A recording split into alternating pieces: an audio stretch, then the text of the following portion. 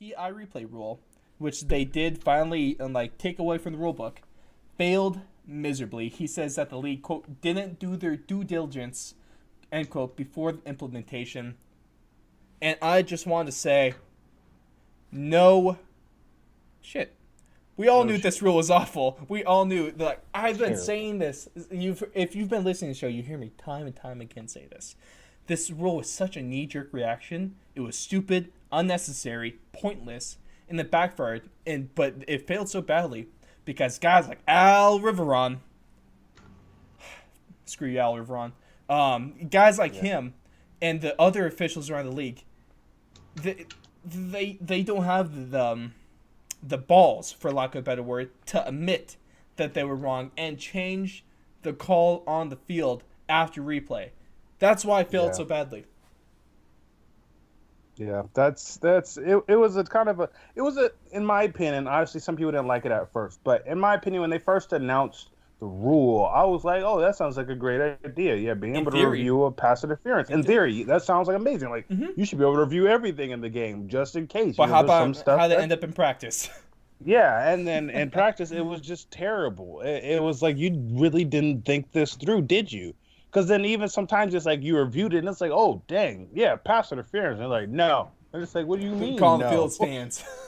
Yeah, and so then it just came down to, you already have a guy who he trusts his guys. He helps train some of those guys. He's not going to say my guy was wrong. No.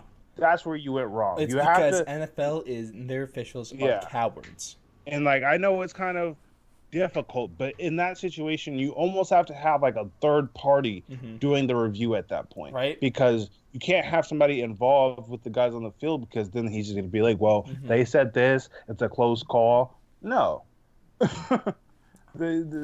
have to kind of have someone who's not emotionally invested in those guys down on the field, meaning the refs, not the players, obviously. Yeah. But it just wasn't smart to leave it up to somebody who's been out there already and has a bias. Yep. Quotation marks, bias, you know. But yeah, that's my thoughts on that. Anything from you, Blake, about this? Yeah, I mean, I pretty much just echo all your guys' sentiments. I thought it was a little hasty putting that rule into play, especially if they weren't ready to, like you guys said, just separate ego and pride from the decision-making process. We've had this conversation multiple times. It never should have been about, did I make the right or the wrong call? That's all it should be about. It never should be about, like, was I right or was I wrong? It should be, did I make the right or did I make the wrong call? And I think a lot of guys, well, I mean, I can't speak specifically, obviously, without them saying it themselves, but from what it seemed like is just a lot of guys didn't want to overturn what they had thought was maybe the correct call in their mind.